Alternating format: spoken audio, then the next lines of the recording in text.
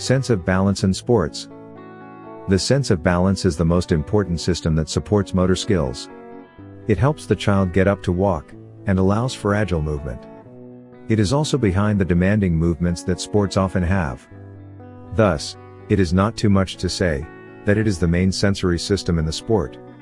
And that's why balance training is also part of nearly every sports training. In neuroanatomical analysis, it is known that the sense of balance is strongly connected with many other senses, where the precise perception of balance supports their function. The clearest of these is the interdependence of the visual system and the balance system. They are thus a pair of senses that support each other, but at the same time, they can also become a pair of senses that interfere with each other. For example, if the visual system and perception are not well developed, for example having karting or eye alignment problems, it will interfere with balance management, and thus motor skills. Or a problem in the balance affects the ability to focus the eyes. Namely, the eyes and eye control need precise information from the balance system to be able to focus both eyes on the same object. The problem may also be due to the lack of integration of neural connections, which can also impair the functioning of both the balance sense and the visual sense. As you can see, this is not a simple situation where everything affects everything. Balance problems, like other sensory problems, still have also an indirect effect on all performance, as they put unnecessary strain on the brain, and that unnecessary extra load takes up resources that would be needed in other important processes. In addition, when balance problems impair motor skills, they also activate a fight-escape nervous state. This is because as motor skills deteriorate, the ability to defend against the possible struggles to survive also deteriorates. The brain completes this automatically by activating other senses. As a result, the senses become more sensitive and the human state of defense is strengthened.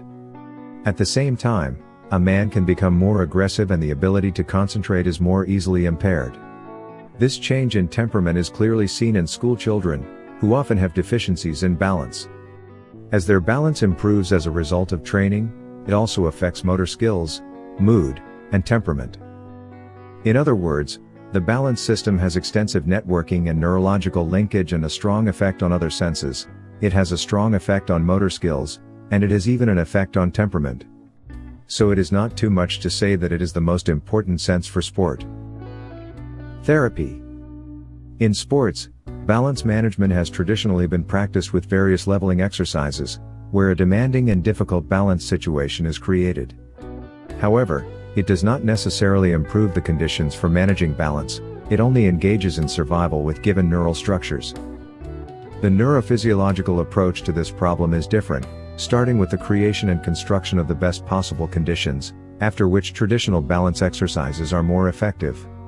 It thus goes through all the neurophysiological processes underlying the perception of balance management and takes into account the anatomical structures of the brain and the balance mechanism. With these in mind, training creates the prerequisite for precise balance management, which traditional balance training does not necessarily do. In the neurophysiological approach to improving balance management we develop, its impact on sports performance is often clear and significant. I could say that it is even a prerequisite for improving performance.